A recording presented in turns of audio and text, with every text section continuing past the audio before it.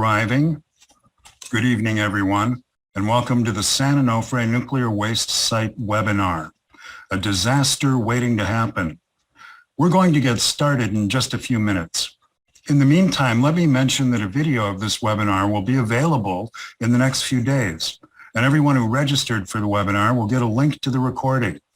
Also, our chat function this evening is for you to ask questions of the panelists. We suggest you let the presenters make their presentations, and then we'll have Q&A at the end of the program using the chat function. Thank you. We'll get started shortly. I'd just like to mention that it might not be possible for us to get to all the questions that we are expecting, and if we don't get to them, we will try to respond in writing to those questions. Good point. And I should also mention that our bios and all sorts of great information is available on our website at grassrootsinfo.org/San Onofre. And so if you're just coming in, let me say good evening and welcome to the San Onofre Nuclear Waste Site webinar, a disaster waiting to happen. We're going to get started in just a few minutes. In the meantime, let me mention that a video of this webinar will be available in the next few days, and everyone who registered for the webinar will get a link to the recording. Also, our chat function this evening is for you to ask questions of the panelists. We suggest you let the presenters make their presentations, and then we'll have Q&A at the end of the program using the chat function.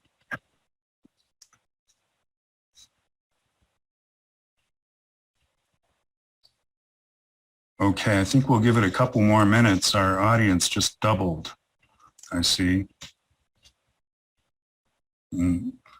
I appreciate your patience for waiting for us. Welcome.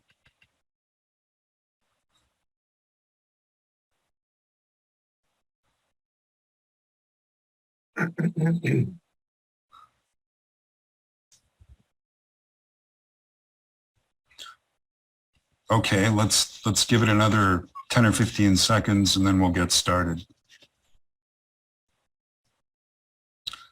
So far, we have exactly 100 people in attendance, which is wonderful. And it's still going up.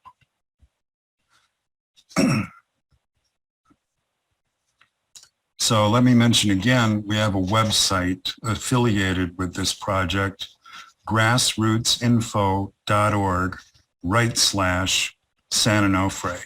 You can get all sorts of great information there.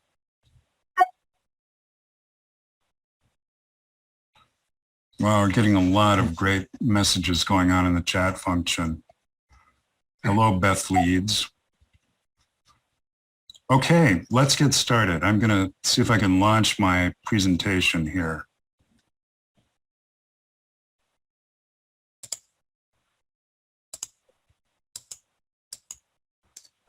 Let's see.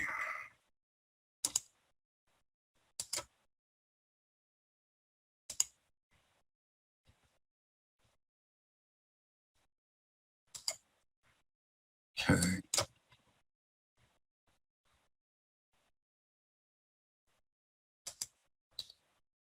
Okay.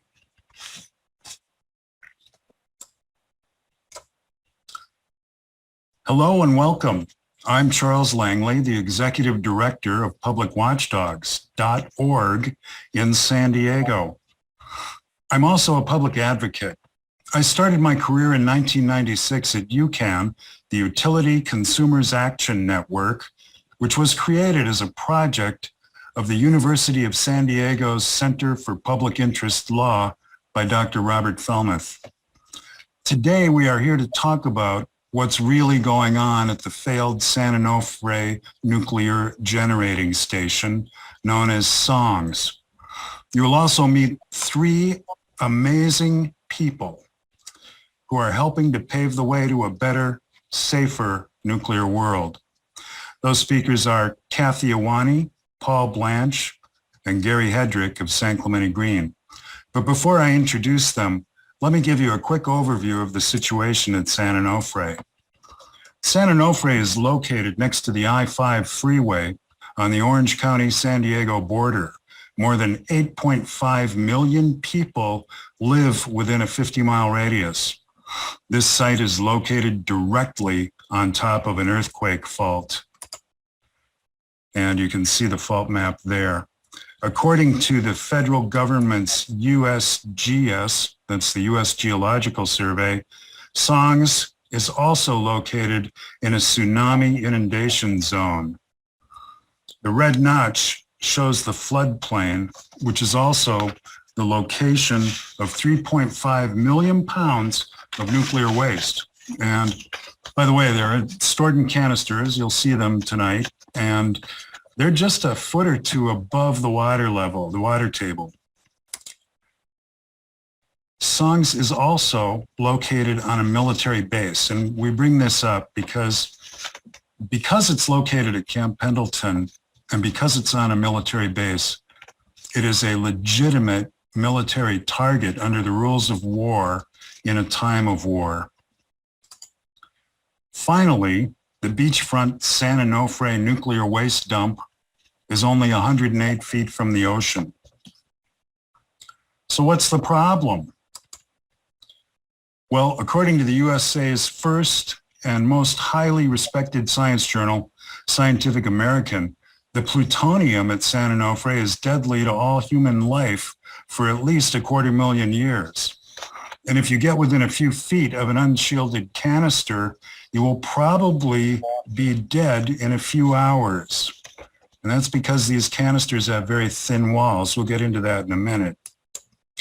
Now, this is the view of the nuclear waste dump, looking at it from the east out toward the west.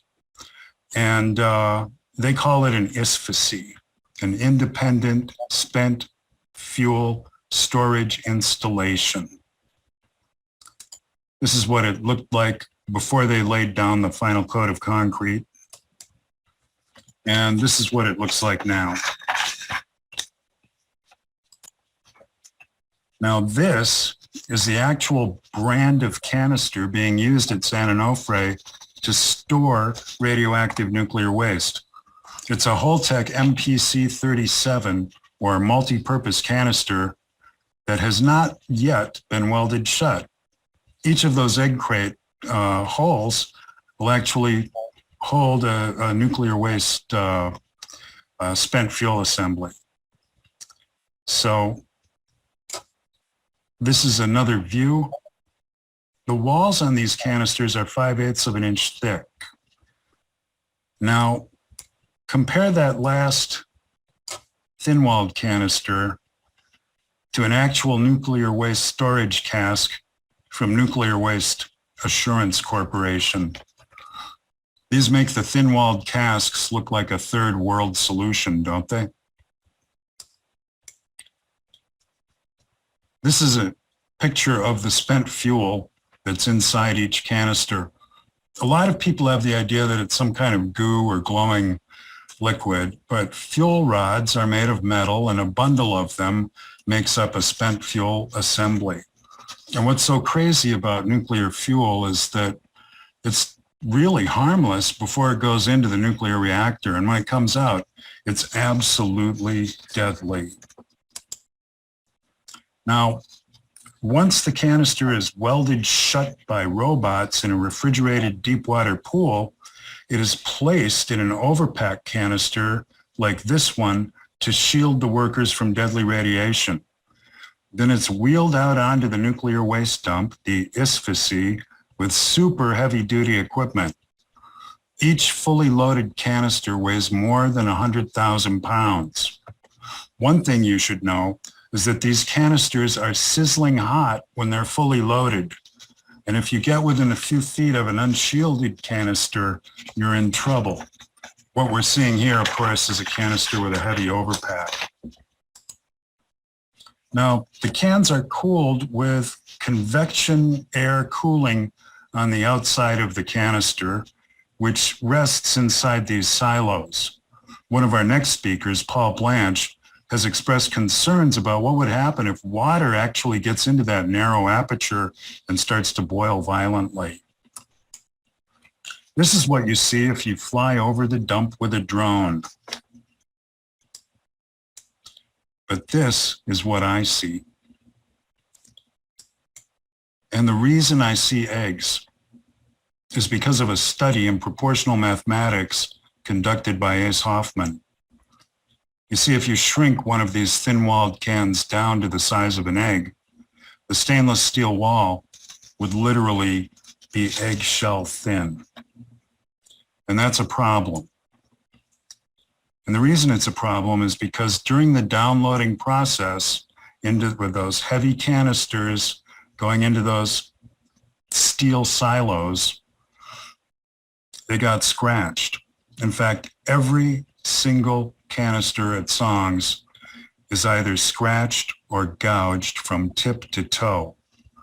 You can see an example of a scratch on the left. The can on the right has what looks like a mineral deposit, but what that actually is the beginning of something called stress corrosion cracking. And if you see, if you talk to a metallurgist, they'll say, yes, this is chloride stress corrosion. But it gets worse. Discovery documents, court documents uncovered by Donna Gilmore of sanonofresafety.org, that's sanonofresafety.org, show that the canisters only have a 25-year warranty, and that the UMAC system, which is what they call this entire nuclear waste dump, or ISFAC, is with all the silos, it's only warranted for 10 years. So to summarize, the nuclear waste is deadly for at least 250,000 years. It's being stored 108 feet from the beach in a tsunami inundation zone on top of an earthquake fault. It is a legal military target in the event of war, and it is within a 50-mile plume radius identified by the NRC that contains 8.5 million people. So this concludes my portion of this presentation. And next up is Paul Blanche.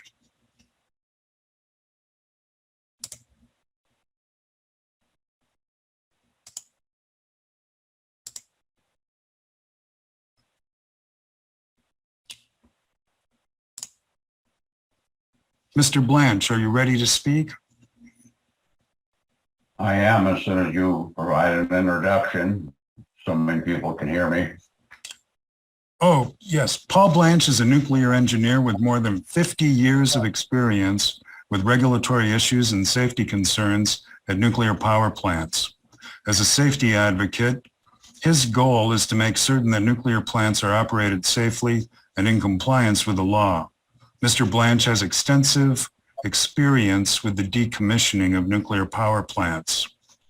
Ladies and gentlemen, please welcome Paul Blanche.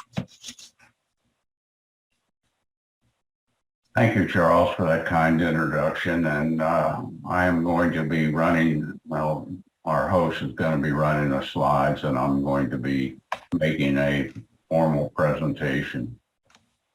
And we see here slide one, which is the beginning, and my presentation is actually broken up into two parts. Thank you and good evening. As a nuclear engineer with over 50 years of experience, I would say that San Onofre Nuclear Station, or SONGS, is probably the most dangerous nuclear power plant in the USA. I'm saying this as a lifetime advocate of safe nuclear power. The Nuclear Regulatory Commission's, or NRC, mission is to protect the public and the environment. That's our sole mission. This mission is accomplished allegedly by compliance and enforcement with the federal regulations.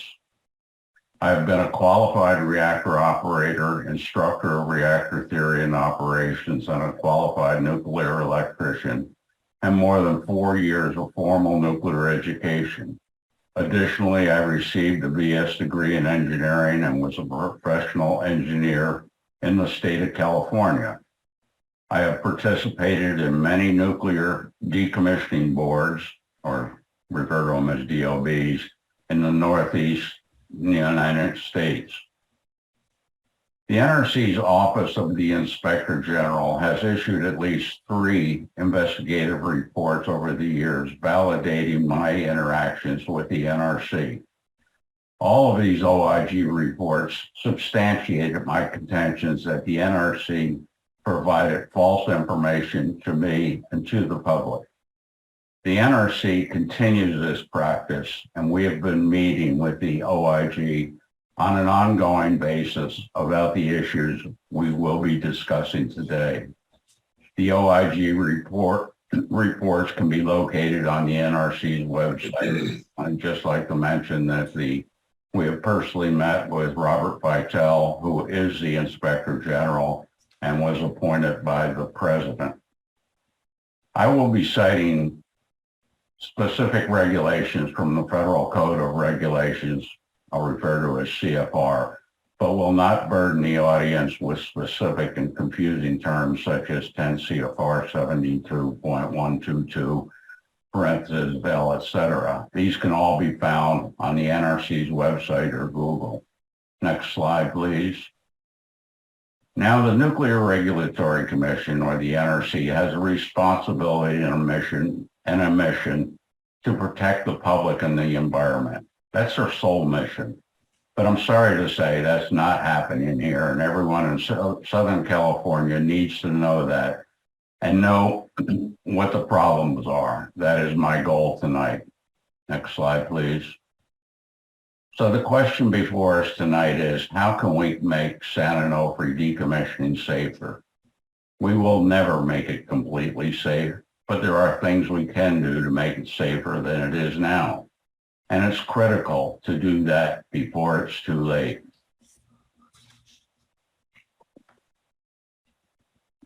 Next slide. This is an overall photo taken from the south side of the plant. The major issues we're going to be talking about tonight are the potential flooding of San Onofre during a tsunami or major weather event, and the clear unaddressed issue of potential criticality, which I will explain later, a clear requirement of the regulations. We'll be talking about the failures of political communication after Fukushima accident, and the failure and the transparency of the NRC Southern California, or Edison, and Holtec, a subcontractor to Edison, about the true dangers of San Onofre. We're going to be talking about the retrievability, another federal requirement. We're going to be talking about the potential consequences should the NRC continue to ignore its regulations and congressional mandate. Next slide. Here are some pictures demonstrating the proximity of San Onofre to the ocean and the very likely possibility that in a severe storm or tsunami, the area where the spent fuel is currently located could become submerged in salt water from the Pacific.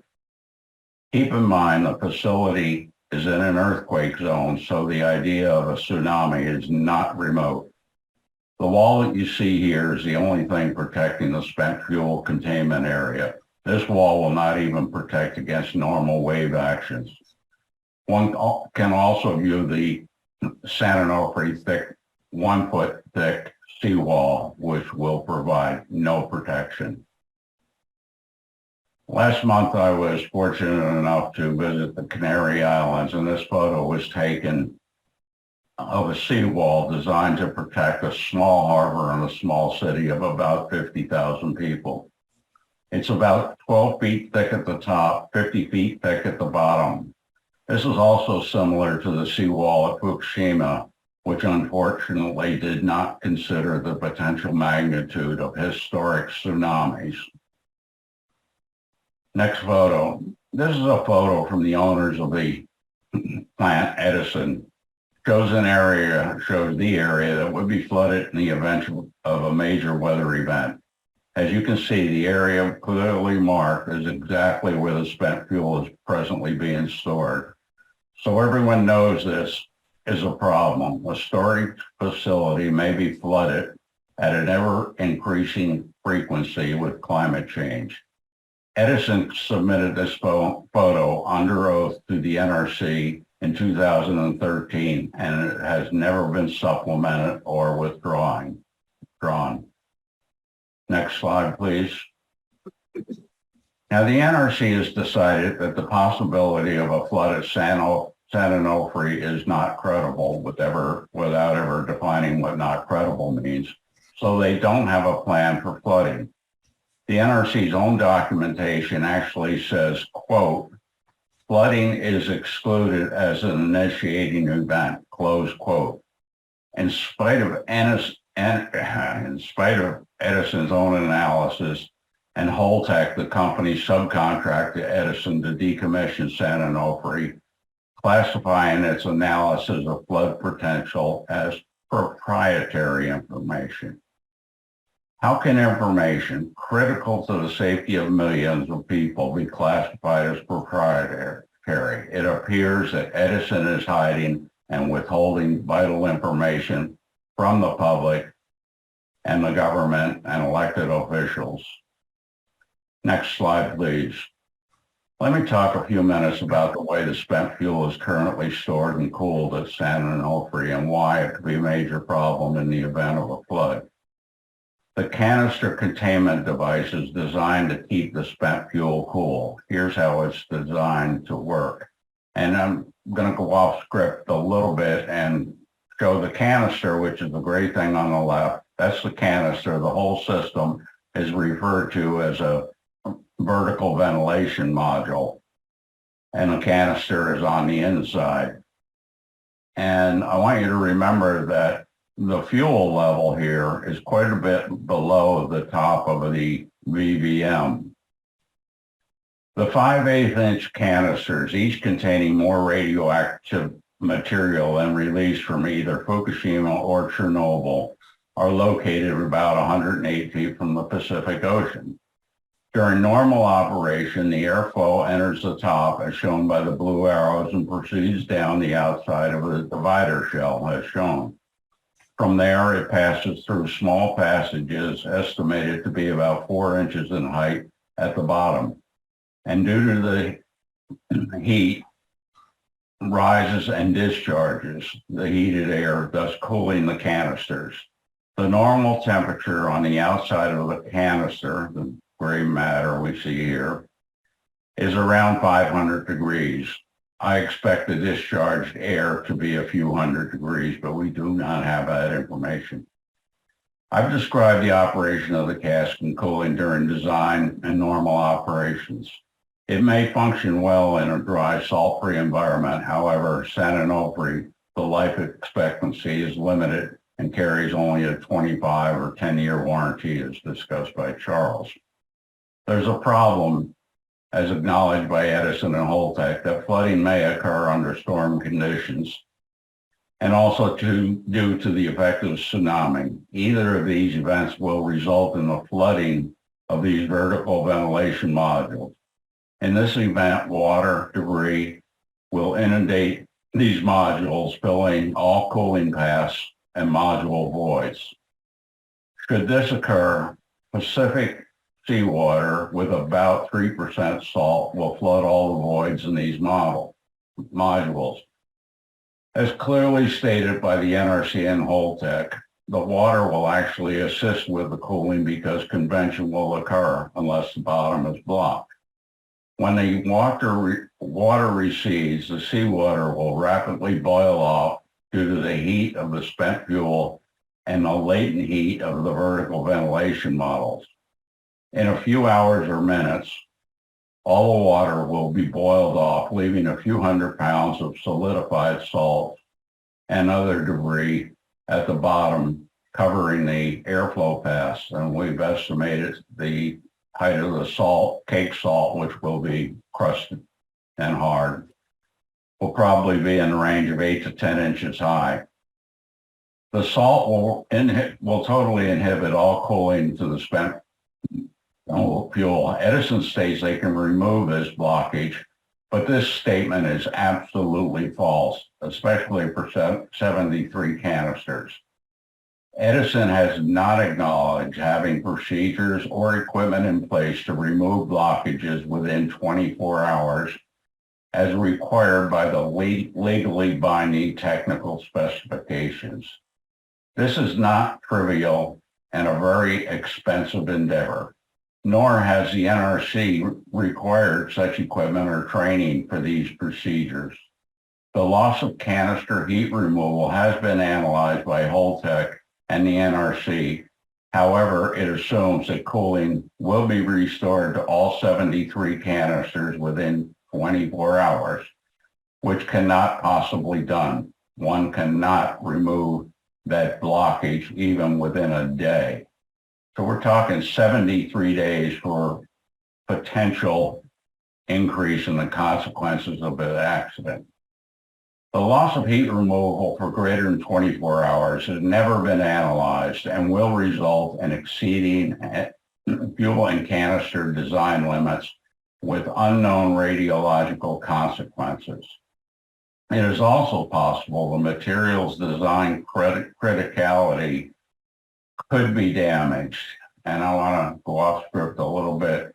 Criticality is a major concern, which I'll get into, but there are plates with a proprietary name, Metamax, I believe it is, by Holtec. We have no idea what it's made of, but it's inserted in there along the fuel to absorb neutrons and prevent criticality. We have no idea what will happen to this neutron absorbing material. We have no data whatsoever. Next slide, please. The NRC has developed what they call a probabilistic risk assessment of dry cask storage system at a nuclear power plant. In this report, they project a dose of 360 millirems of radiation to the public, extending out to 1 mile. I know this is meaningless to most people. The maximum allowable dose to the public is 100 millirems. So we have a problem, and it means that everyone within a 1 mile radius would have to be relocated or some other protective action in a flooding event, just as they were at Fukushima. The NRC hasn't done or hasn't made public any analysis of the exposure to the public beyond 1 mile.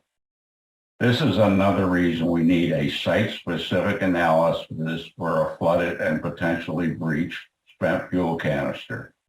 The NRC has determined that such a breach is not credible, but won't define not credible. But we believe it's very credible and requires a revised emergency action plan. At the time to develop that plan is now, not once we have an emergency on our hands. Next slide, I'm talking about eventual inadvertent criticality. No commercial reactor in the world has ever experienced this type event, but it did occur at a military reactor called SL1 in Idaho in 1961, resulting in immediate fatalities and land still uninhabitable today. In September 1965, I commenced my first day at Admiral Rickover's Navy Nuclear Power School. At the time, I hardly knew the difference between a neutron and a crouton. On this first day, we were all gathered to view a classified video on the Army's inadvertent criticality accident at SL1 in Idaho. And this accident produced a peak pressure of 10,000 pounds and resulted in 3 immediate fatalities and an unspecified number of latent deaths. The amount of contaminated land has never been published, to my knowledge. We all understood the message.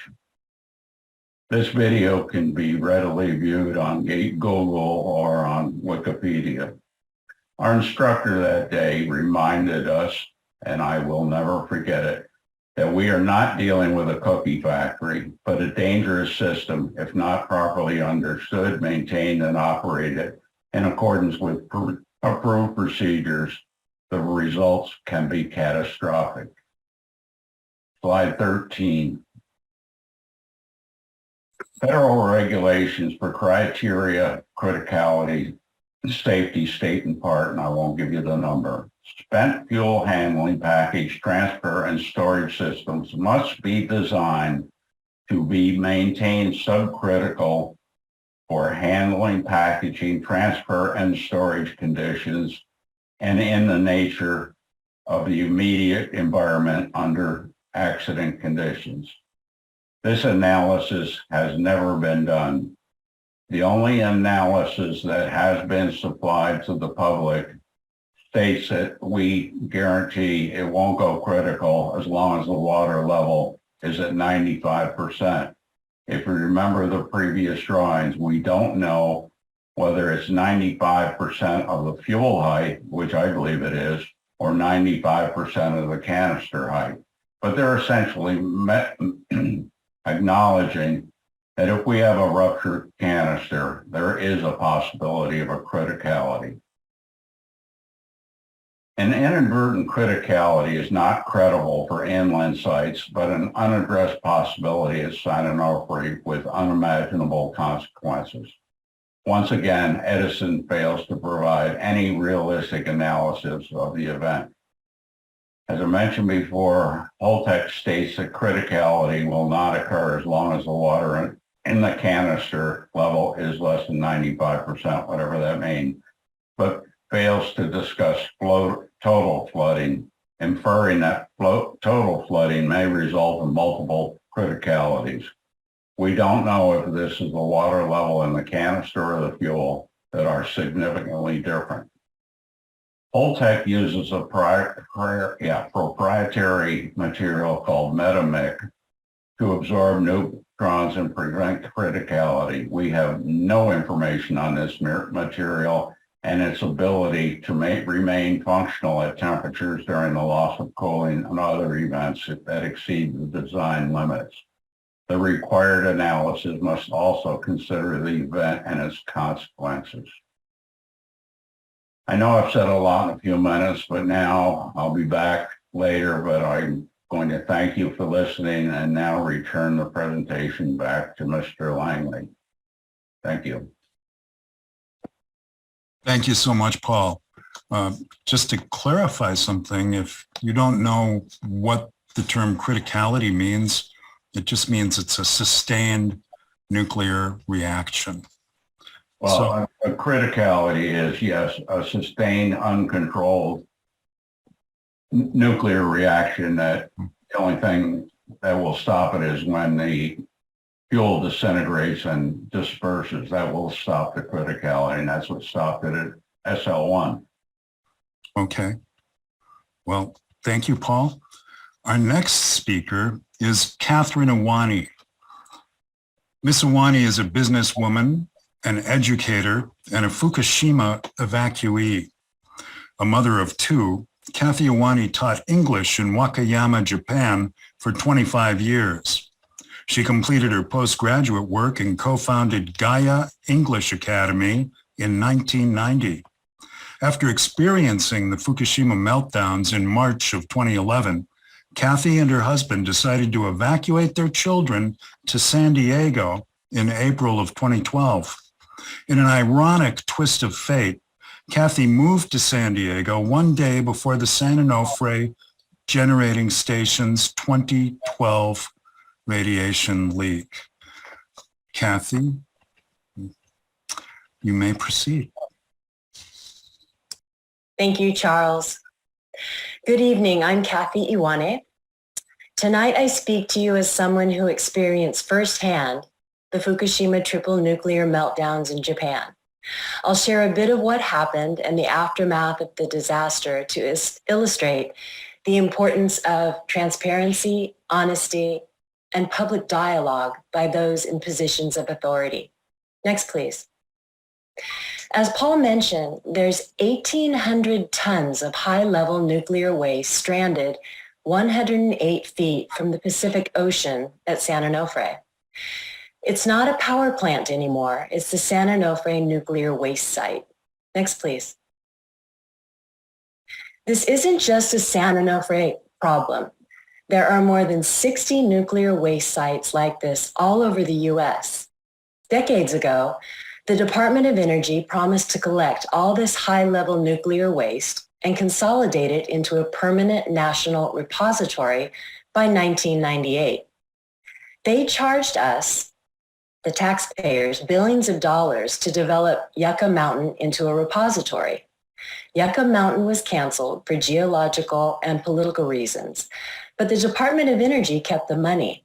Now San Onofre and other waste sites like it are stuck with the waste and the risk, but without the money and without consent. Next, please. The Japanese archipelago is roughly the same size as California, with a population of about 125 million people. When the tsunami hit Japan, our hometown of Wakaoda, Wakayama, a full 380 miles southwest of Fukushima, saw 500 citizens evacuate to the gymnasium of my daughter's elementary school due to flooding and damage to their homes. Next, please. Japanese citizens were told by their government that they were in no immediate danger, but I found myself translating U.S. military and U.S. embassy orders for Americans to evacuate Tokyo, which is 186 miles from Fukushima. I was shocked by the lack of transparency exhibited by the Japanese government, and I evacuated from Japan after 25 years with my kids to California, leaving my children to support us for 7 years. Lack of transparency, lack of clarity, and virtually no public engagement has cost Japan severely. Next, please. The Japanese economy has tanked.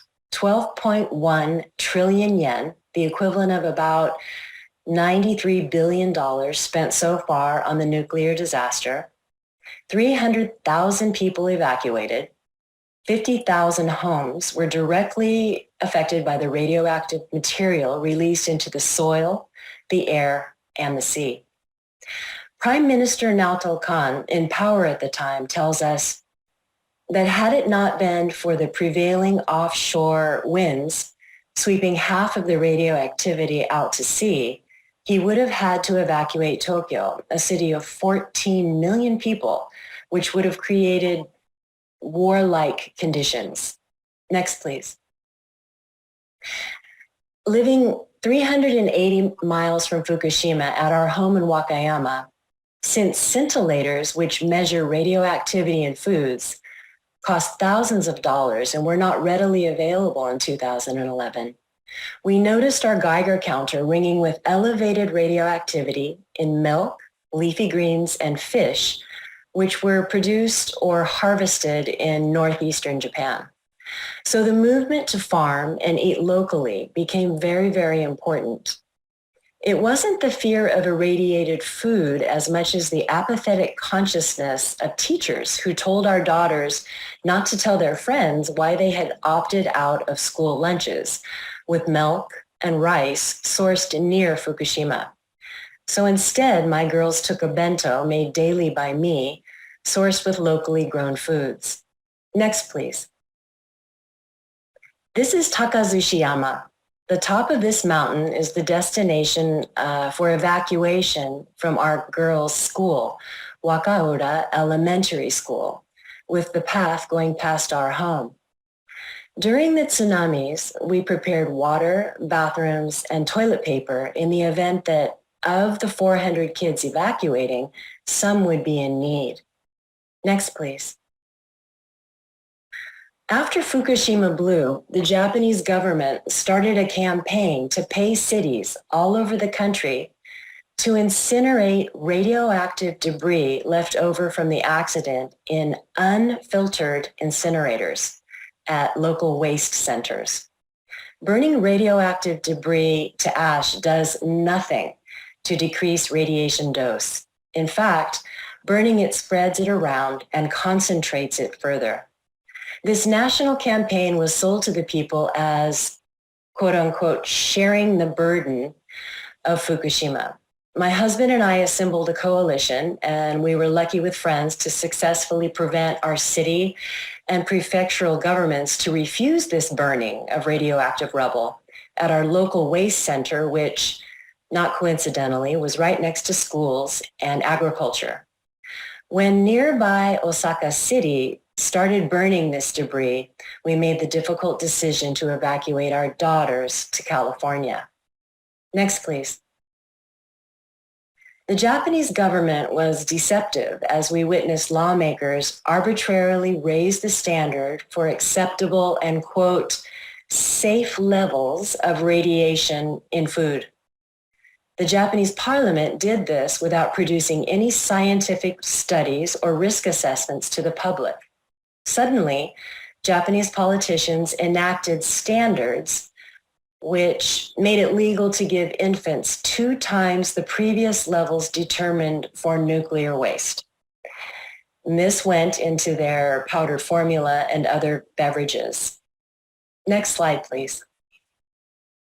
In 2013, Prime Minister Abe enacted the State Secrets Law, which classified important security concerns. However, it put whistleblowers and journalists at risk for prison terms of up to 10 years for seeking or publishing such information. The Japanese government denied this. However, it's common knowledge that reports about radioactive contamination were being scrubbed from social media. Next, please. So what does Fukushima have to do with San Onofre? Everything. A report from the Carnegie Endowment for World Peace should make everyone think twice about the assurances of safety coming from the NRC. The report says, and I quote, "The Fukushima accident was preventable. Had the plant's owner, Tokyo Electric Power Company, and Japan's regulator, the Nuclear and Industrial Safety Agency, followed international best practices and standards, it is conceivable that they would have predicted the possibility of the plant being struck by a massive tsunami." Next, please. We're on the next one. The International Atomic Energy Commission concurred, stating, when the flooding hit, the tsunami walls made to protect the plant from such events were too low to prevent the seawater from entering the plant. The water strength destroyed some of the structures and entered the diesel generator room, which was built lower and at a closer distance to sea level than other plants in Japan. So, the unthinkable happened. The event that wasn't likely happened. The thing that all the planners said would never happen, happened. And people died, and they continue to die. Next, please. In 2012, I read this very, very important geological paleoseismic study authored by Gerald G. Kuhn. This study, backed by more than 20 independent geological reports, reveals a history of tsunamis along the coast south of San Onofre. The evidence shows tsunamis with wave heights of up to 300 plus feet above the current perimeter of lagoons and estuaries in North County, San Diego, where the waste site is now located in an official tsunami inundation zone. The author of this study postulates that the offshore Newport, Inglewood, Rose Canyon fault systems and submarine canyon landslides were responsible for these tsunamis. You would think that this highly respected scientific study would be referenced in Southern Cal Edison's licensing agreement for the waste site. But you would be wrong. This study was sent to the Nuclear Regulatory Commission, but they buried it. It has been erased from their files. Nobody wants that smoking gun in their files when something terrible happens. So we have our mineral markers at San Onofre, proof of devastating tsunamis at the site. This is our memorial to tsunami devastation in Southern California. Next, please. In Japan, we find a different kind of memorial. This is a stone slab, often erected on Japan's coastline, warning future generations to protect them from tsunamis. The stone reads, "High dwellings are the peace and harmony of our descendants. Remember the calamity of the great tsunamis. Do not build any homes below this point," unquote.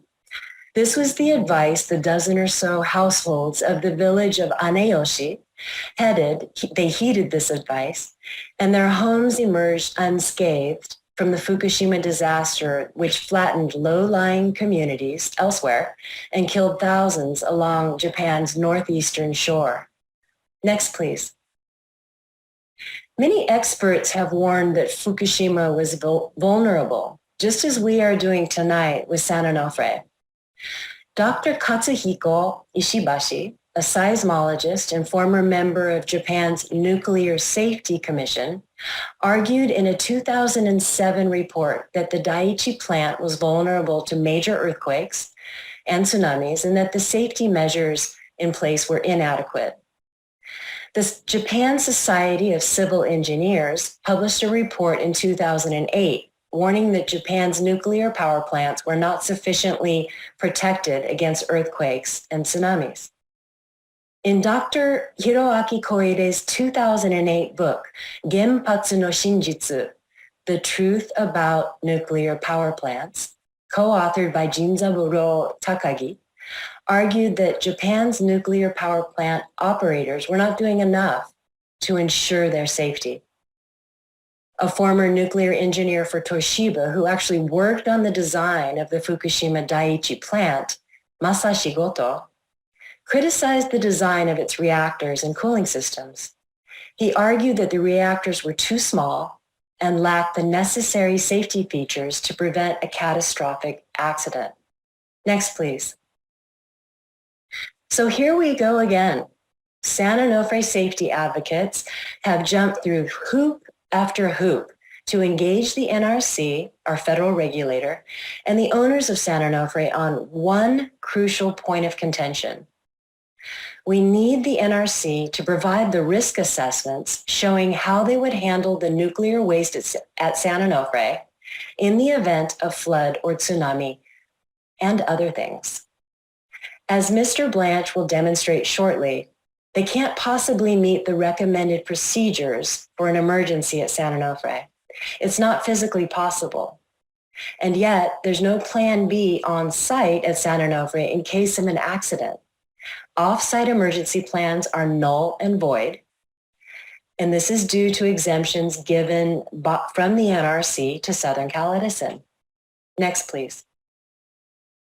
Here in California, we are experiencing extreme weather events which no scientists have predicted. Massive flooding with numerous sinkholes, coastal bluff and cliff devastation, destruction. Homes are just being thrashed by storms, 8 feet of snow in Lake Tahoe earlier this spring, not to mention total blackouts and whiteouts in communities surrounding the Los Angeles basin. These are things we've never seen before, highly unusual events which we now need to prepare for. It's high time that the NRC engage the public transparently on all of the climate change evidenced risks. Next, please. Thank you very much for listening to my presentation. I look forward to answering your questions during Q&A. Charles, I hand it back to you. Well, thank you so much, Kathy. We're getting a lot of really great questions in the chat room, and we'll hopefully be able to address all of them. What's going to happen next is Paul Blanche is going to speak, then Gary Hedrick from San Clemente Green, and then we'll open it up to questions and answers. But I want to say, while we get Paul's slide deck ready, that one of the reasons I truly admire Paul Blanche and consider him to be a personal hero is because he had the courage to risk everything as a whistleblower at a nuclear power plant back in the 1990s. Paul blew the whistle because the company was refusing to acknowledge important safety issues involving radiation and natural gas pipeline safety. The story was front-page news with national implications and resulted in lasting reforms. Mr. Blanche, you may continue to part 2 of your presentation. Okay, thank you again, Charles, and thank you, Kathy, for your phenomenal presentation. This is the second part, and I'm going to be addressing 2 different other regulations that I didn't totally cover in part 1. This first photo shows the power of the Pacific Ocean in the vicinity of San Onofre. This part of my presentation is about the federal regulation that requires the retrievability of spent fuel at San Onofre, and we'll also cover a little bit more on criticality. These are regulations that have been just totally ignored by Edison and by the NRC and, of course, by Holtec. Next slide. Retrievability is one of the most vital aspects of the safe storage of spent fuel in a storage facility at San Onofre and other existing storage sites. This definition is essentially one sentence, and it's very clear. And it's mandated. There's no excuse for not complying with it. And it says retrievability. Storage systems, which we have 120 some, must be designed to allow ready retrieval of a spent fuel, not the canister, but the spent fuel, high-level radioactive waste, and reactor-related GTCC, which stands for greater than Class C waste, for further processing and disposal. And the same Part 72 regulation states, except as specifically authorized by the Commission in writing, no interpretations of the meaning of these regulations in this part by any officer or employee of the Commission other than written interpretation by the General Counsel will be recognized as binding on the Commission. Again, the NRC Commission has ignored this. The next slide. The NRC, with the assistance of industry lobbying groups such as the Nuclear Energy Institute, has made every effort to change this regulation and avoid major financial impact on utilities by a concerted effort to change the interpretation, avoiding the long formal rulemaking process described in Part 2 of the regulations. Compliance for each plant would be tens of millions, would add tens of millions to the decommissioning costs. In direct conflict with these regulations of the law, the NRC has developed a sneaky workaround. With full knowledge, the NRC has essentially changed the intent of the retrievability regulations to allow sites to meet this law by demonstrating that the canister, not the fuel, storage is acceptable without the ability to ever access the spent fuel, thus saving billions of dollars for the nuclear industry. No need for a hot cell or a spent fuel pool. The NRC did all this behind closed doors. However, it was eventually published in the Federal Register, which does not meet the requirements for formal rulemaking requirements. Why should we care about retrievability? Again, the NRC knowingly violated its own regulations. Federal law requires that the nuclear waste storage system be designed to, I've read it before. Ready retrieval means you can easily get to the spent fuel, not the canisters, and move, inspect, and repair if necessary. That's the federal requirement. Retrievability, not cask relocation. Non-compliance is not an option, but forcing the NRC may take action and require legal formal challenge, which certainly we don't have the resources to do such. Retrievability is required because of the following. Without this capability, we can never inspect, repair, or transfer the fuel to any long-term facility, and it is a federal law both in the Energy Reorganization Act, approved by Congress, and 10 CFR. It may be necessary for the eventual transportation from the present location. It is necessary for fuel inspection and repair. As Charles pointed out, these things are all degrading and they cannot be inspected or repaired. Without the retrievability, the risk to the public and the future generations is significantly increased. They're required for long-term geological disposal. Unless we have the capability to retrieve the fuel, we can't have geological disposal. And required for possible reprocessing, something I don't think is ever going to be considered. Slide 5, federal regulations prohibit the NRC from changing or reinterpreting the regulations in 10 CFR 72 that I am aware of. This was done by the issuance of a new device called an Industry Staff Guidance, or ISG 1, 2, and 3, thus totally changing the intent of the regulation on retrievability. Next slide.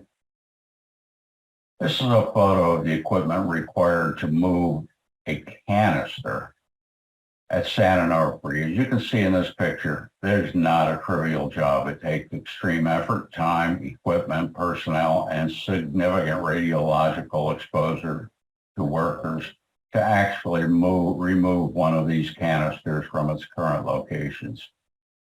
So in the event of an emergency like a giant storm, there's essentially no way for these things to be moved in a timely fashion.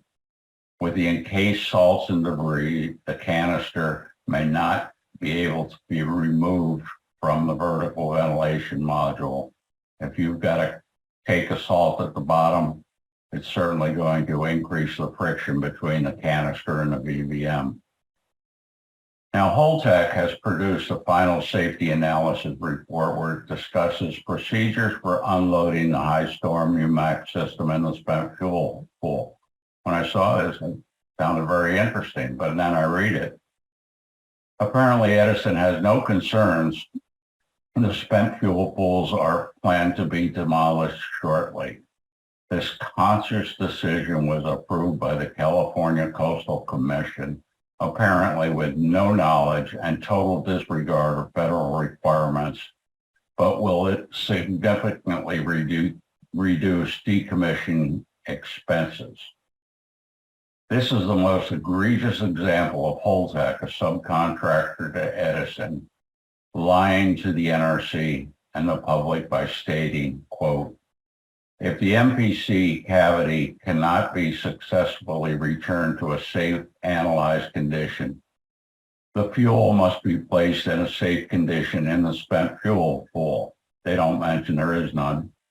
The completion time is reasonable based on the time to reflood the MPC. 24 hours, no, it's not.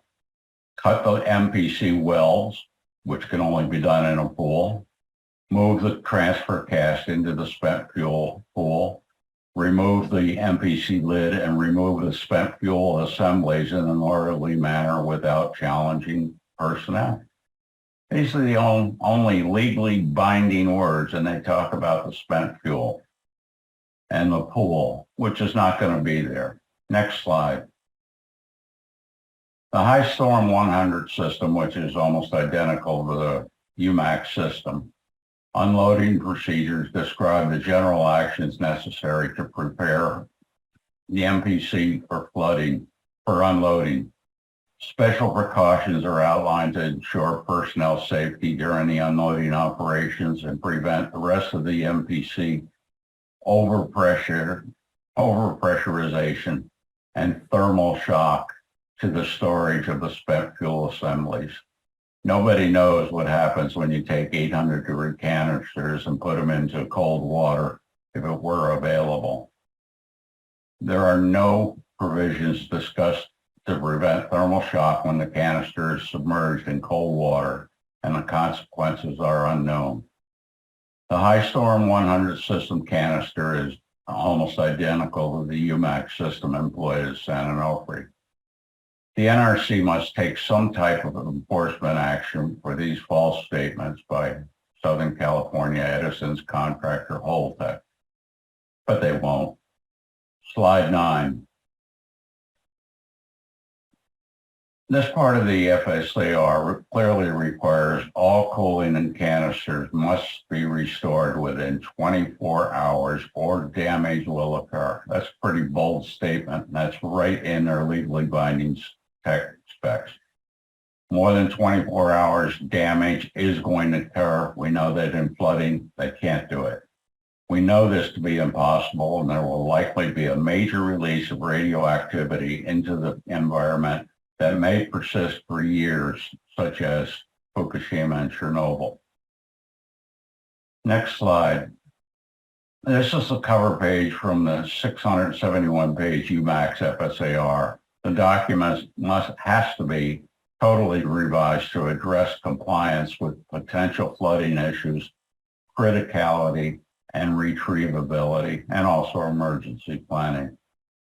Should this analysis conclude an unacceptable risk to the public, then Edison must consider installing a hot cell and constructing a hardened structure with thick walled cast, as shown in the upcoming slides, thus demonstrating regulatory compliance to meet the federal requirements for flooding retrievability and criticality. We must, next slide, please. We must demand that Edison retain the spent fuel pools until a suitable hardened structure is constructed as shown in this particular photo. Where do we go from here? Summarize, we must have the licensee of the NRC provide an accurate analysis for flooding retrievability and criticality, provide a hardened for seismic and tsunami resistance structure with thick wall cast for flood and tsunami protection, and a terrorist deterrent meeting federal siting requirements. We must continue our attempts to reestablish a dialogue with the NRC chairman, the commissioners, the Office of Public Affairs, the NRC staff, and the NRC's Inspector General. Reiterate our numerous requests with the NRC technical staff for a public meeting per commission policy.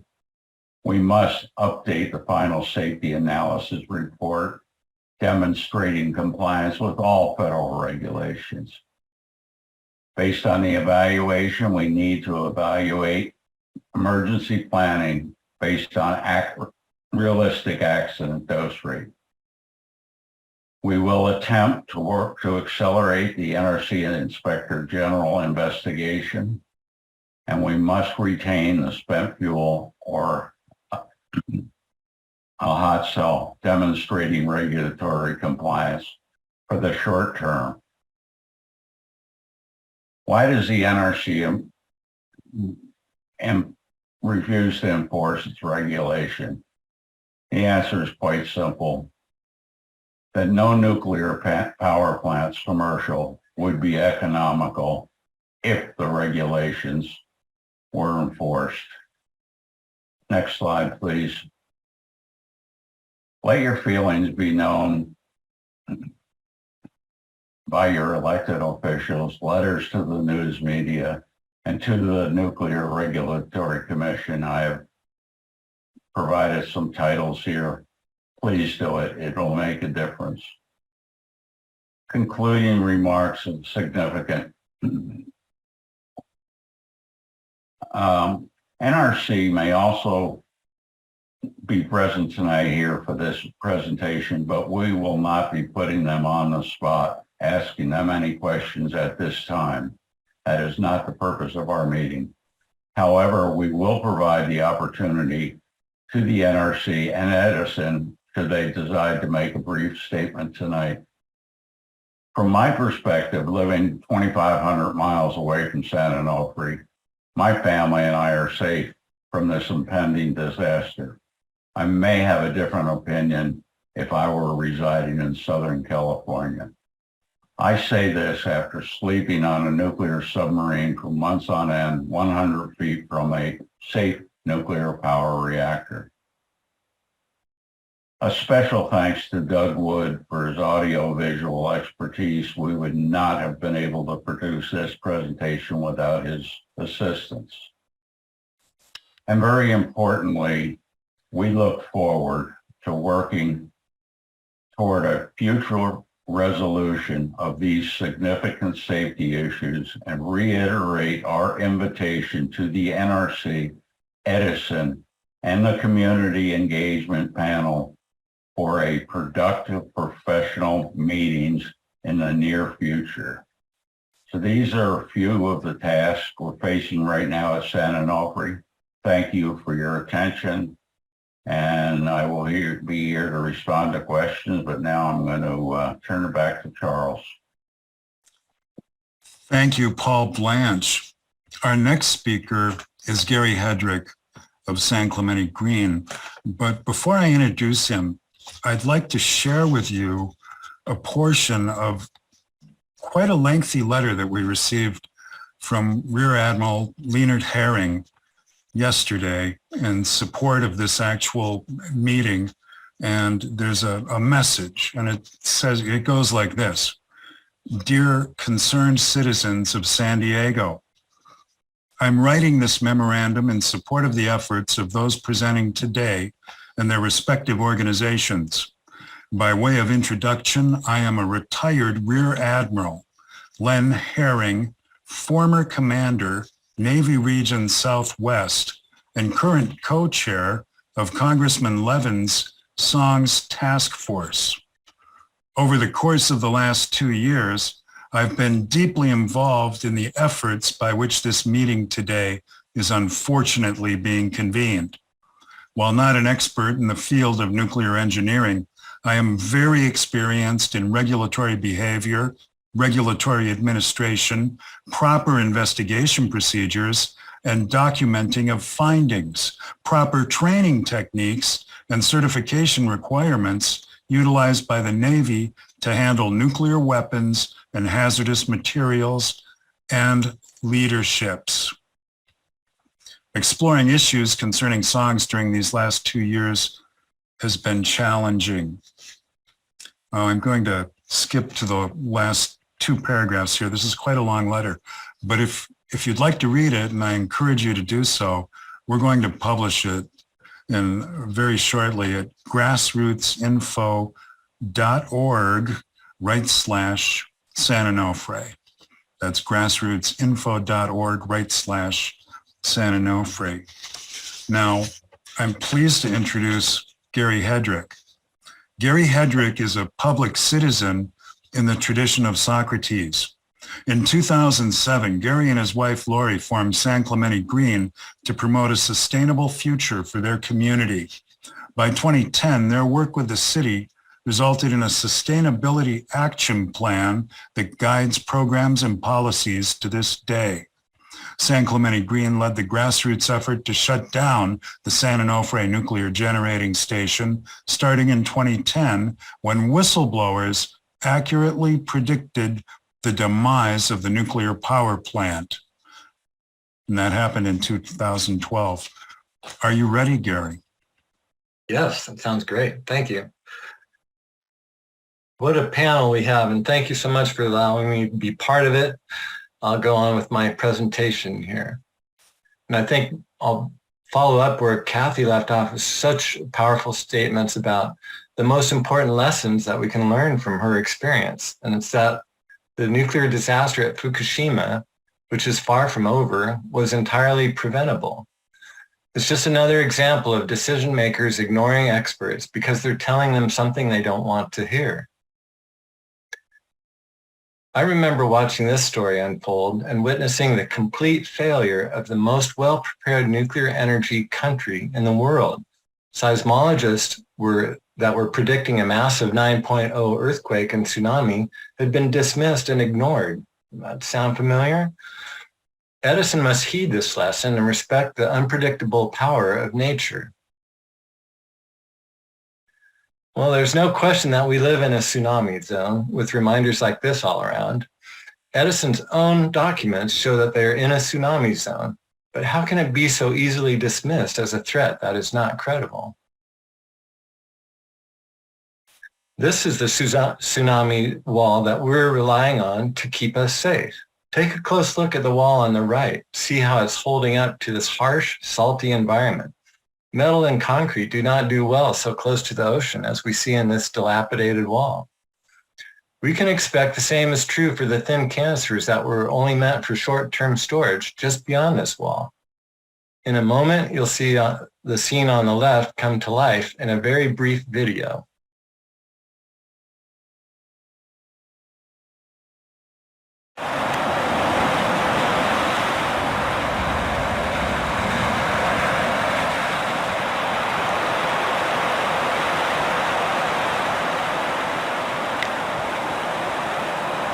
Few people have had the opportunity to see the tsunami wall from such close proximity. You can get wet if you're not careful. I guess I should have been more careful.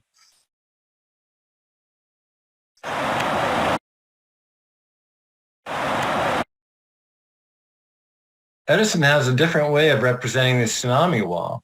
Look how they use an extremely low camera angle at very low tide and see the tiny person way in the distance to make the wall seem larger. Knowing what you know now, doesn't it seem to call into question their own credibility? You would expect them to be more concerned about how much wall is left above high tide when they tell us how much protection it provides. San Onofre, which was by far the most unsafe nuclear power plant in the country, was doing like Japan did by ignoring what they didn't want to hear. The new steam generator project was behind schedule and well over budget, so managers retaliated against their own engineers who were saying that more testing was needed before new steam generators were put into service. Whistleblowers came to us because we were the only environmental organization listening to them, and we agreed to keep their identities protected.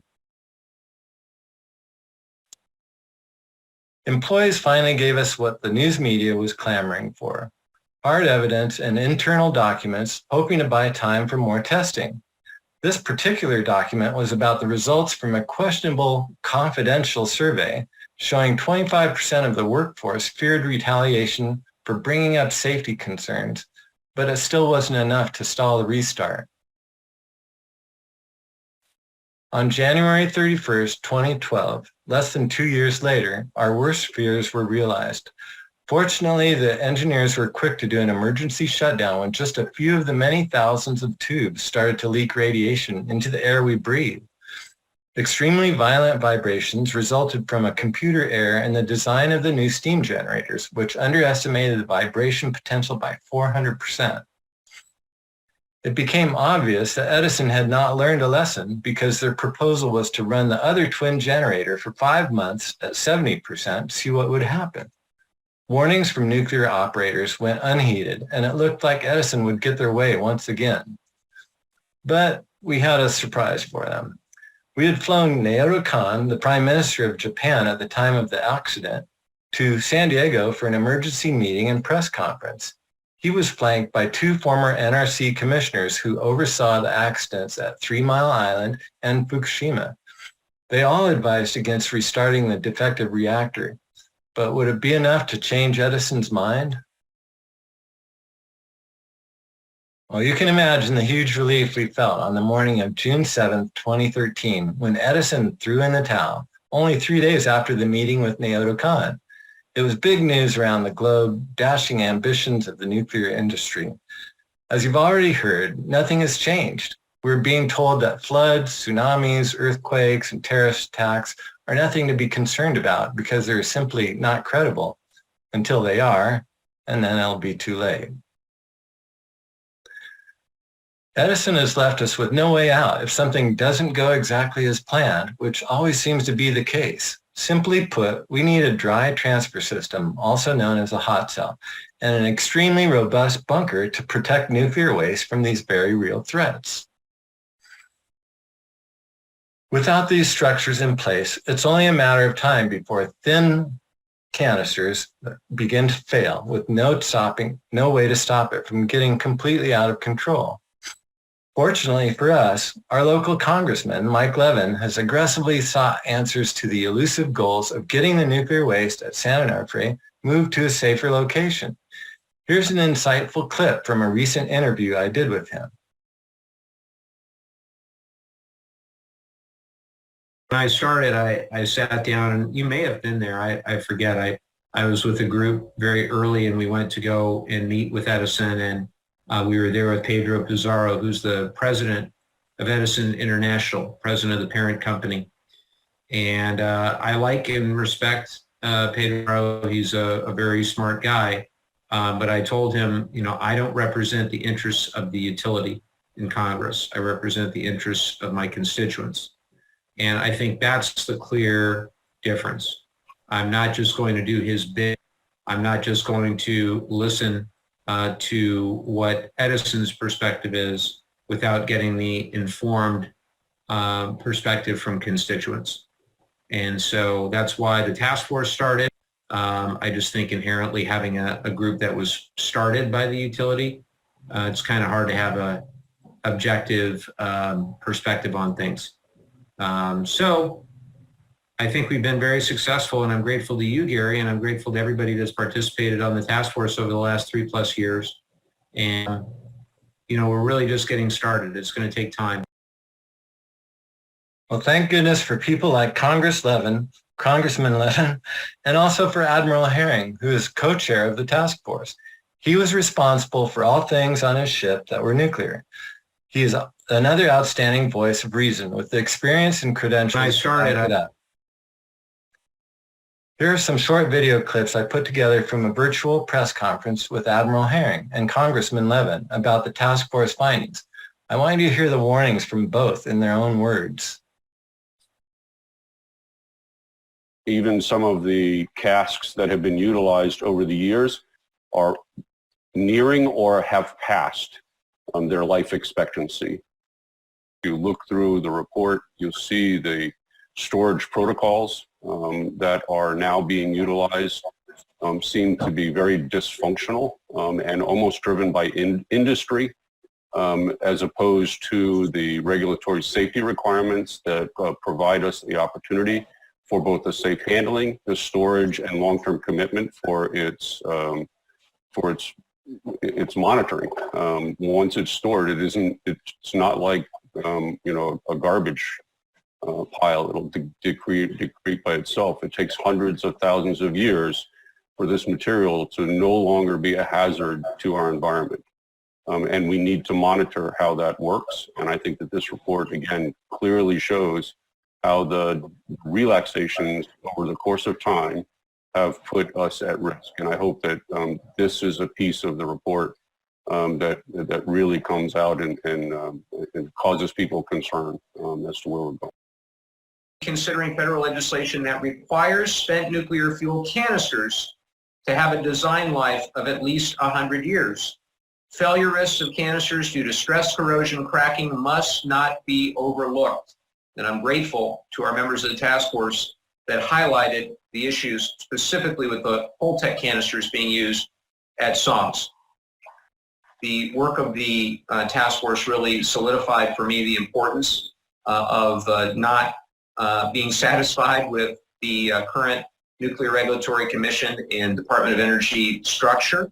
And the canister issue is one that was reinforced. Again, not something that we haven't heard, but specific legislation at the federal level mandating a 100-year life for the design of nuclear fuel canisters. And then making sure that we're doing everything possible with regard to inspection. You see what they're doing in other parts of the world. Switzerland immediately comes to mind at some of their hardened and enclosed buildings and their use of the thicker cast as opposed to thin wall canisters. We must do better. We need to prioritize the safety and health and well-being of our community. not the profits of the nuclear industry. Even some of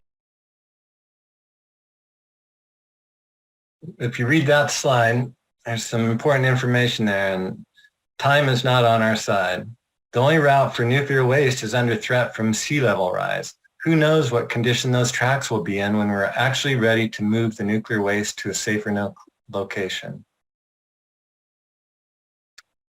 We need a different kind of tsunami, a human wave of unrelenting pressure to insist on more transparency, public awareness, and good science to find the best way forward. Edison should understand from past experience that we are here for the long haul, and we will continue to raise our concerns until they meet our reasonable expectations. From my own personal experience, thinking that we can't get a hot cell and a robust bunker built is what I'd call not credible. It's the only sensible next step for us to take. We shouldn't have to work so hard at making safety come first, but that's just the way it is. We've proven that we can overcome what are seemingly insurmountable odds. Our success in preventing an experimental restart of a defective nuclear reactor happened when we least expected it. It will likely be the same again with getting a hot cell and bunker system installed at San Onofre. We can get this done if we support the efforts of dedicated groups and individuals like the ones presenting tonight by staying informed and answering calls to action when needed. Together, we can protect our beautiful, pristine coastline for all of California and beyond. Like so many problems the world faces today, truth, commitment, and cooperation must prevail, with the priority always being for the greater good of the people and our one and only planet. Thank you. Thank you very much, Gary. I love that idea of a human tsunami. Before we get into questions and comments and answers, I'd like to finish reading the last part of Admiral Herring's letter. It goes like this. I have discussed most of these issues with the NRC's Inspector General's office, but to date, I've heard or seen nothing of consequence. Regulations are, in my business, written to be followed and not waived. Our investigation and experience over the course of the last 2 years have shown that this is not the way our nuclear industry operates. If you cannot comply, ask for a waiver, and it will probably be granted. And chances are there is no compliance requirement date set for them to attain full compliance. I believe the most important issue, and the reason this gathering became so important, is that when many of the issues were brought to the Community Engagement Panel, an organization established to address citizens' concerns, they were in a similar fashion dismissed, or the message provided to the concerned citizens echoed the message of the Utilities Public Affairs Department, or were dismissed as already addressed. I'm sorry this has become such a concern, but the truth is the system is broken and those involved have a lot to answer for. Take the time today to listen and ask yourself if these questions had been properly addressed and our concerns satisfied, would any of this be necessary? Respectfully, Admiral Lena Herring. Okay, we have an enormous number of questions and some terrific comments. Would our panelists unmute their microphones? And if you've got a camera, you might want to turn it on. And I'm just going to go from the top of these questions. The first question is, in the past, this is from Catherine, have you considered nuclear energy to be a safe source of energy? Should it be considered as an alternative to the use of fossil fuel to reduce climate change? I think you're going to get many different answers on that one, Catherine. So I'd like to start with Kathy Iwani, is nuclear energy a safe source of energy? Well, in my opinion, I experienced the most unsafe of the nuclear bad playbook play out in real time. And it's interesting, you know, I did see another question that relates exactly to this question. And I'd like to bring up a very interesting professor at USC, Dr. Najmedi Meshkati. And he was actually, he's written extensively. So his last name is Meshkati, Meshkati. He's written extensively on safety culture and how oftentimes systems of people, safety regulations, safety culture of the workers at a certain plant can be thoroughly engaged, thoroughly followed with a really good teamwork. Now, I did see another question in the questions today, and it was it alluded to the fact that, believe it or not, up the northeast coast from the Fukushima plant, there were, in effect, larger tsunami waves. And yet, I don't remember the name of this plant, but it was, the plant escaped unscathed. They were able to shut down all systems. They were able to see what was coming, and they got through the earthquake and the tsunami unscathed. So to me, Dr. Najmedi Meshkati has been to Japan. He's been a consultant after the Fukushima tragedy. And I think it just getting back to whether nuclear is a good energy or not, it's as long as we have human error, and that's what causes nuclear issues to go critical. There are not enough safety mechanisms in place. In my opinion, it's not the best way to go. But you're asking the wrong person, I think. Paul. Okay, our next question is from Dwight. Now, Charles, I would like to just add to Kathy's response. Briefly, please. Oh. Having seen safe nuclear power plants and unsafe nuclear power plants, and recognizing we live in a capitalistic economy, the Navy plants are safe. There's no, in my mind, and safety is just a perception anyway. And I transitioned from the Navy to the commercial and just could not believe the difference in everything with respect to safety. The commercial plants can be made safe. The problem is if they ever made them safe, like the Navy nuclear power plants, the cost of construction and design would not be competitive with any other form of energy. That is the main reason we don't have safe nuclear power plants. The Navy has no real concern about budget. Their concern is reliability and safety. The concern of the commercial plants is simply dollars, and they will do anything to increase that bottom line. Thank you. I'd like to add just one quick comment if I could. I know it's short on time, but until we have a solution for nuclear waste, we shouldn't even be talking about using more nuclear power. I'll leave it at that. Thanks, Gary. Here's a great question. Please describe what a hot cell facility is and if it would be helpful at songs. You want me to try that, or? How about you, Paul? Yeah, a hot cell facility has been used at various reprocessing facilities throughout the world. They're very expensive. I would estimate they're in the range of $1 billion, but they've got to be capable of dealing with that 6-foot diameter, 24-foot high cast. It's never been done. I'm not sure how a hot cell facility could be constructed for a reasonable cost. It's probably going to approach $1 billion, and it's a research project, and it's going to take a long time to do it. It can be done on a small scale, but doing it on a large scale is extremely difficult. It's going to take a lot of time and a lot of research and development. Great, thank you. I have two questions now for Gary.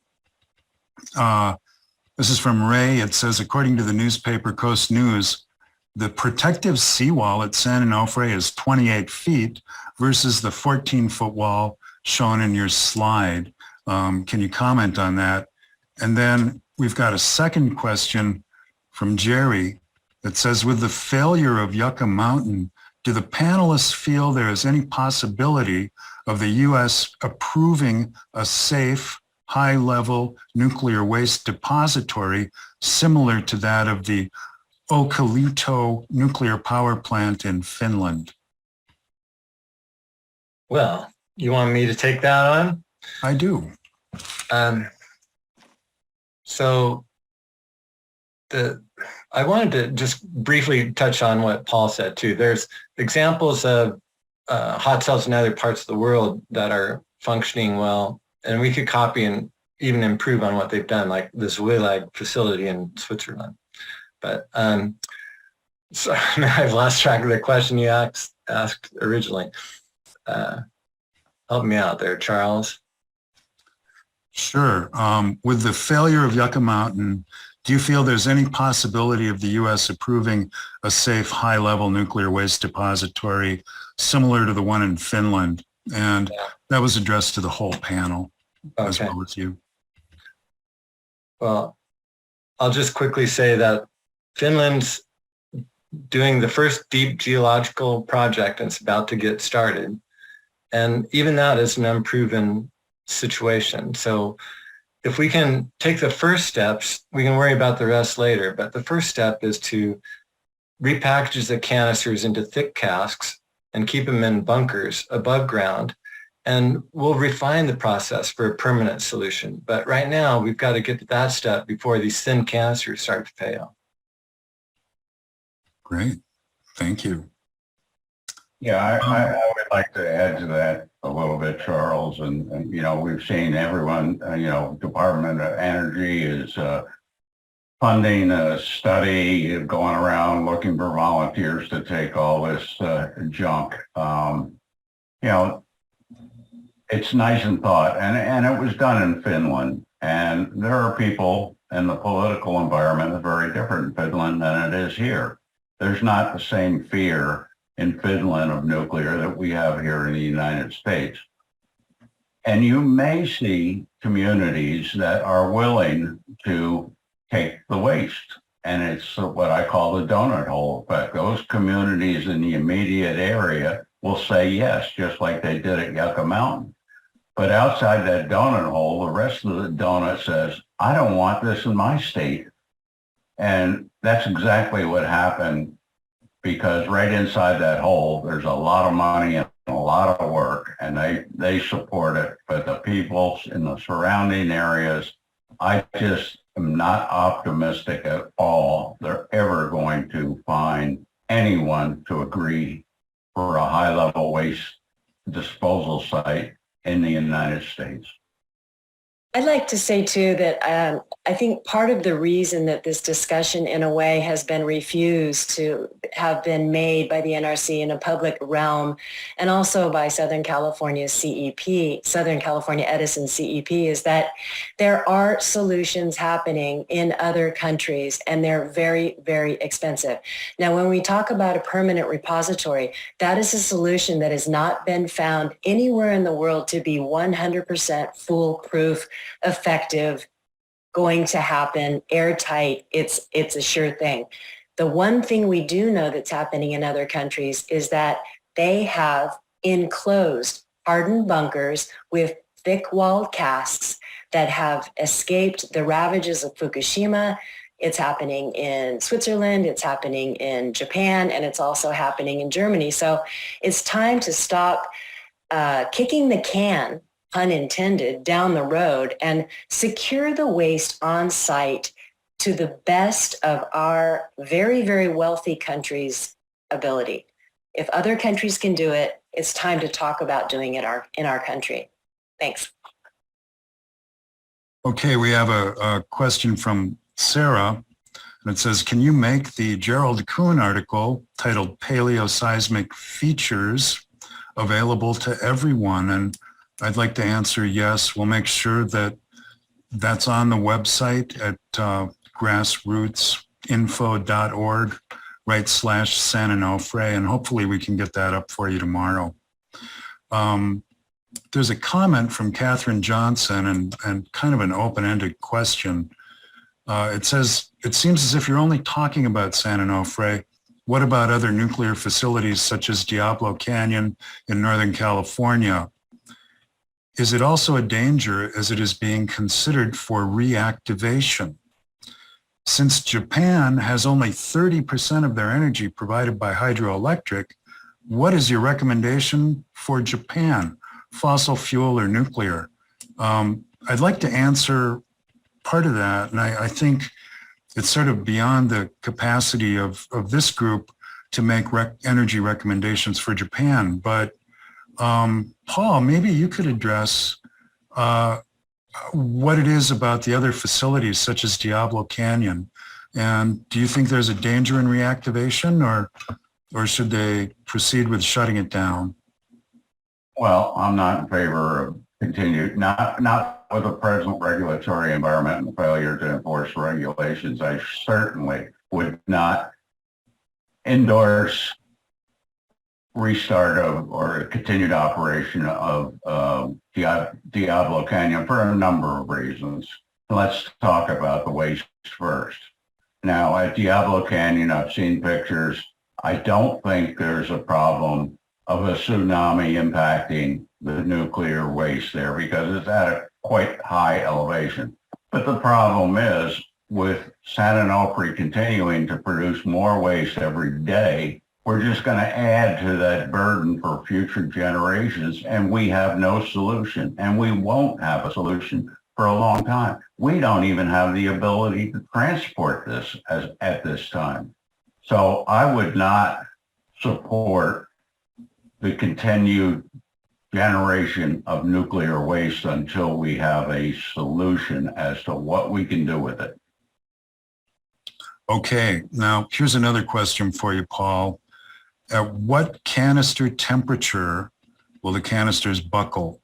Will the middle buckle outward or inward at the middle?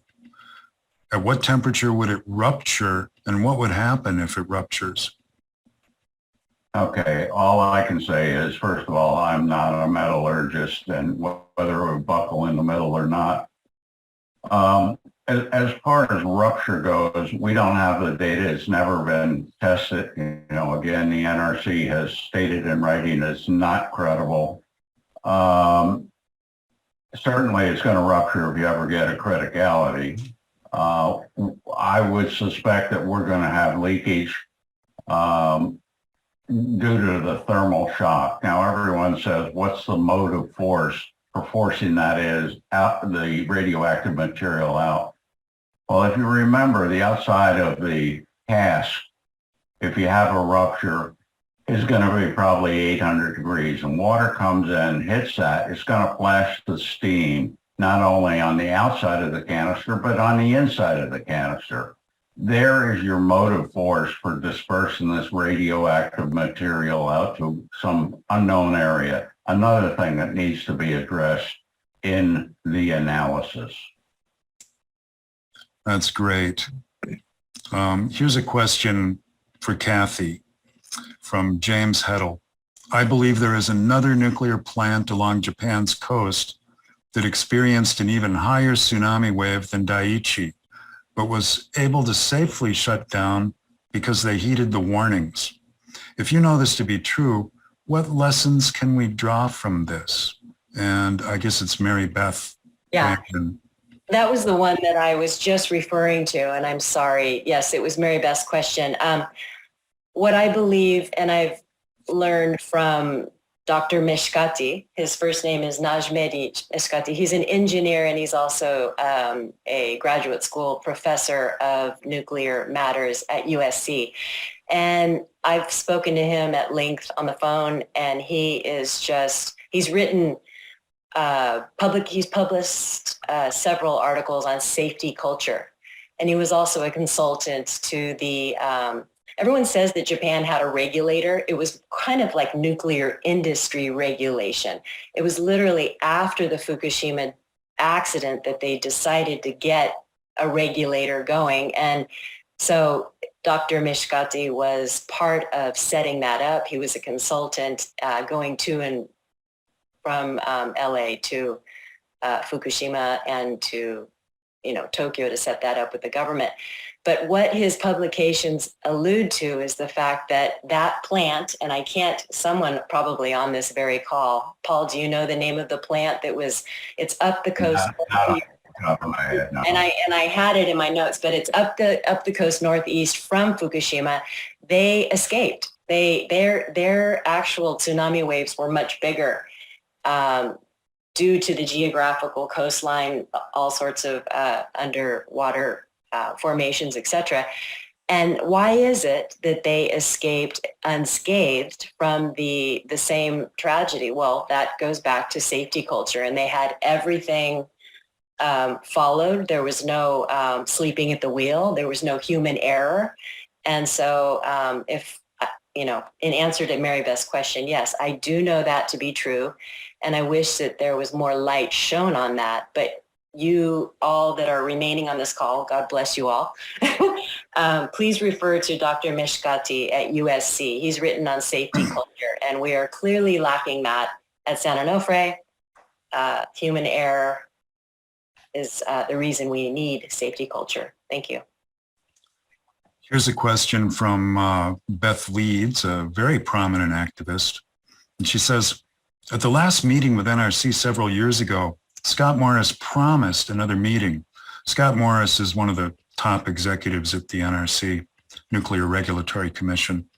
Because of the information presented today, she asks, I am calling for an emergency meeting in San Juan within 2 weeks. So I guess that's San Onofre. So I'll tell you what, Ms. Leeds, I will personally write a letter to Scott Morris requesting that, and I'll copy it to you. So you'll also have his email address. The next question is for Kathy and Paul from Nancy Wolf. It says, super impressed with this presentation. Did you get any sense of specific steps that must be taken to support San Onofre through climate storms and other issues like earthquakes? What rights do we have to force the issue? Well, as far as rights to force the issue, it's very difficult to, and we have taken through the state of New York litigation against the NRC, and even $30 million that we spent, we still didn't win. They protect themselves. The judges are appointed by the NRC. Litigation is extremely difficult. The only thing we can do is hope and pray that the people, that we can get a public outcry that we will not tolerate the danger and the irresponsible lack of regulation enforcement, and we need to do something. A legal challenge is we just don't have the funds to do that, and I'm not sure the worthwhileness of such an effort, but it's public pressure. That's the only thing that will ever get these people to change.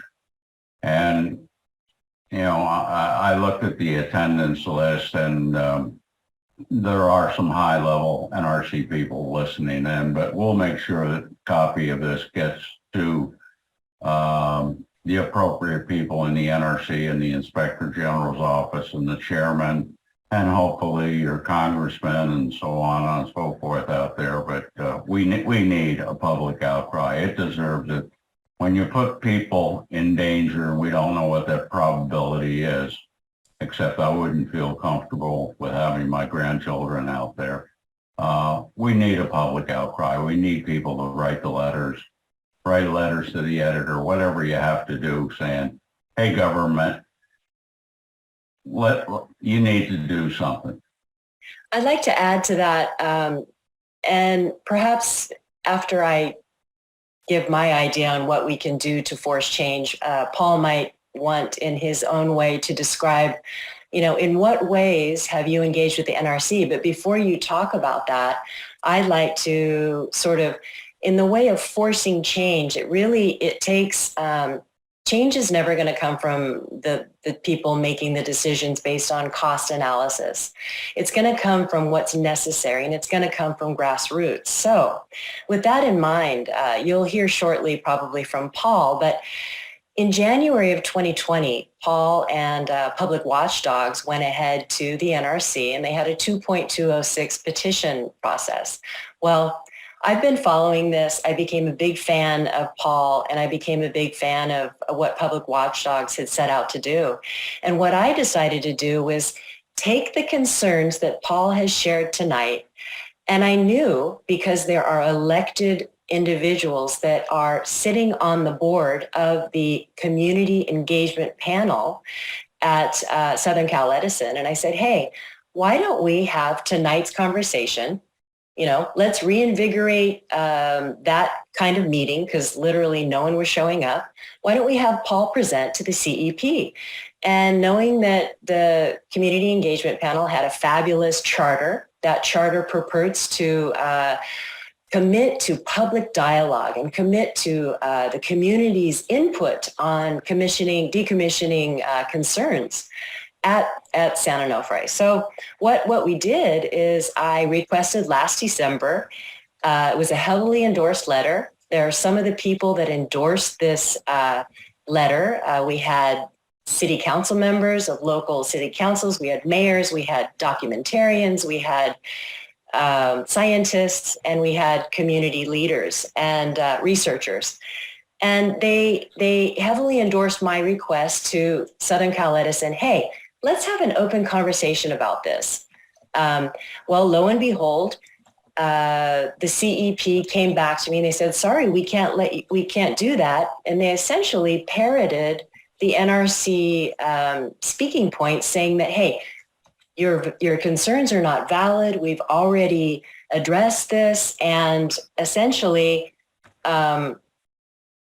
what you're worried about is not credible. However, in actuality, what really was happening was that there was no proof, no studies, no risk assessment, or any assurance that the equipment was on site and the training of workers was to such a level that they could avert a crisis or a catastrophe at San Onofre in the case of a flood or a tsunami. So here we are, having this conversation, and this is exactly what, getting back to that fabulous question, how do you force change? It's about getting experts together, the technical, the political, the economics, all of it together, to put that puzzle together and have these uncomfortable, very cost-informing conversations. Paul, perhaps you'd like to speak about your history with the NRC. You just alluded to what has been our contact and what our efforts been, and I always document what I say, and I just briefly want to say that we have filed 2 formal petitions per CFR. They were not even accepted, and basically they said, and one of them was on flooding, we've already addressed this issue, so we're not going to continue. We're not going to consider your petition. But then I elevated it along with Charles to I'd also had some input from one of the commissioner's offices who, when he asked for a public meeting as per the commission policy. So I took that commission policy, went to the top guy in the NRC staff, the executive director for operations, Dan Dorman, and I requested a public meeting for their policy. And he essentially gave me the middle finger and said no. So I then elevated it to the commission, the chairman of the commission appointed by the president, and asked the commission to directly technical staff to conduct a public meeting as provided for in our policy.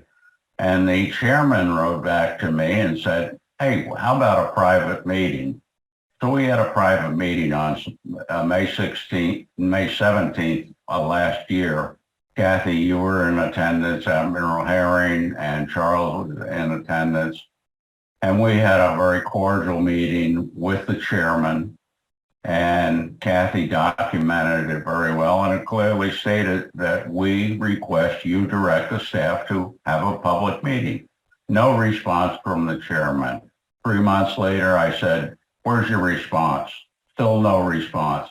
The NRC does not want to communicate with me, but I've had a little bit, I've got my foot in the door in another way, and there's still a little hope, but we've got the Inspector General who does not directly report to the commission. He reports to Congress. We've also had a Zoom conversation with another presidential appointee. So we've made every conceivable effort to sit down and talk, just like Biden and McCarthy are now talking. We need to talk. You can't do it through letters and, throw stones at one another. We don't want to do that. We want to have a civil conversation based on technical and regulatory issues.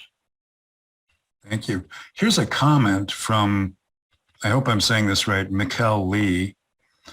It says, a note should be made about the absurdity of mitigating an event at songs caused by a catastrophic earthquake or tsunami.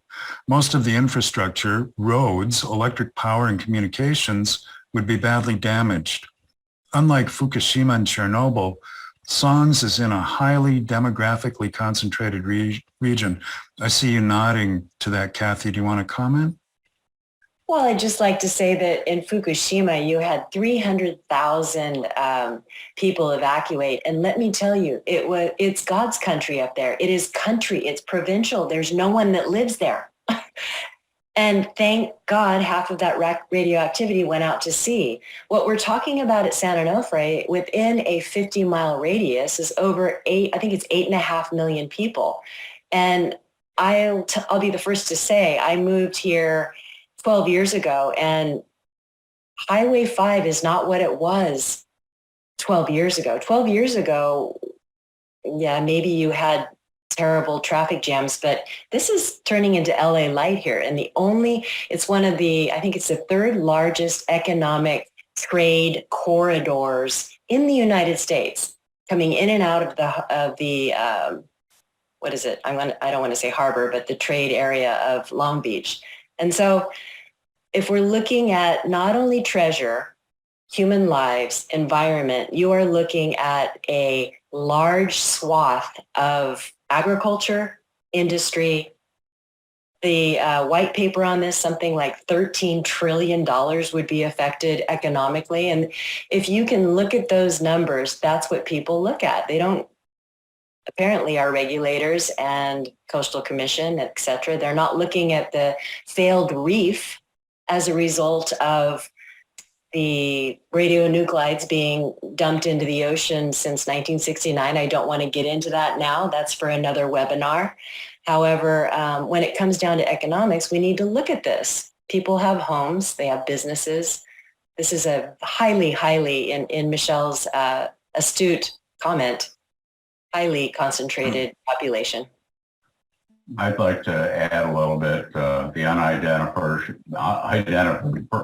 unidentified person is Michelle Lee, who resides in the Indian Point area in New York, and both Kathy and I know her and respect her very much. But if you look at Fukushima and the evacuation does not make people safe. A lot of people were killed or died as a result of the evacuation in a relatively low population zone. We have people in nursing homes. We have sick people that cannot be evacuated. I saw numbers of 1,500 people died because of the evacuation. We got to look at that very carefully. Evacuation, by the way, in San Onofre is impossible. It cannot help or happen. So thank you, Michelle, for your comments, and we'll be talking. Okay, here's a couple comments. This one's from Mike Eppenetter. Thank you all for your support. If not for your efforts, we would be toast, ... And this is from Liz Shear and David Jewell. And it says, this is terrific.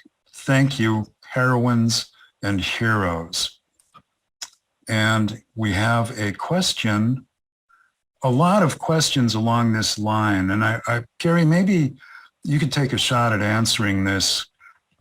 People are asking, do we need to reopen the conversation about Yucca Mountain? What happened to Yucca Mountain, and why can't we put stuff in Yucca Mountain? Well, Yucca Mountain is an interesting story.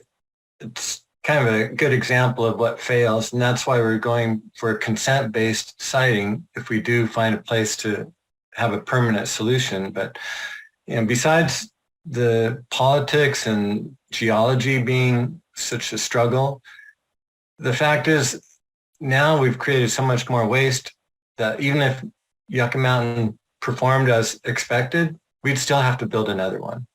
We don't have enough space for all the nuclear waste, especially what we continue to produce. Okay.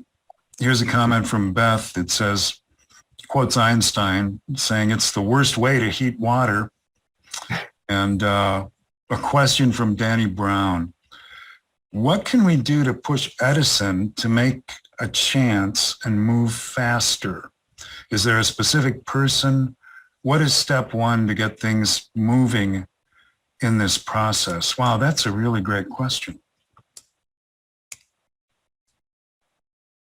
And there's no easy answer. Well, I'll throw something in there just because it's already in progress. We're working hard to develop a strategy paper, and by we, there's some people not involved in this particular event, but a lot of progress being made, and not focusing so much on what's wrong with the nuclear systems that are in contention, but what are we proposing to do? What do we think is a reasonable solution so that we can all get behind it, have workshops, talk about the real facts of the matter, and come up with something that is universally acceptable as much as possible. But until we get a consensus of some kind, our messaging is just going to be all over the place. So I'm excited about what's just around the corner. And it's the beginning of a discussion that will hopefully give us the results that we want, a reasonable solution to this just unacceptable situation. That's great. I would like to just make a brief comment on some numbers about what Gary said. Yucca Mountain was initially conceived based on 77,000 tons of nuclear waste. We already have over 110,000 tons of nuclear waste. So what Gary said was 100%. Even if we got Yucca Mountain and everything there today, we wouldn't end the problem. We need another waste site. So the problem is huge, and certainly I do not have a solution, but we need to discuss potential solutions, realistic solutions, and it's going to be very, very difficult. Okay. And Danny's asking, what can we do to move faster? And is there a specific person we can target? What is step one to get things moving in this process? I'd like to respond. Public Watchdogs has exhausted almost every legal remedy available for forcing Edison to move the nuclear waste. We fought a case all the way to the Supreme Court. It was rejected. We took it to the highest court in California. They declined to rule in our favor or hear it. And Paul Blanche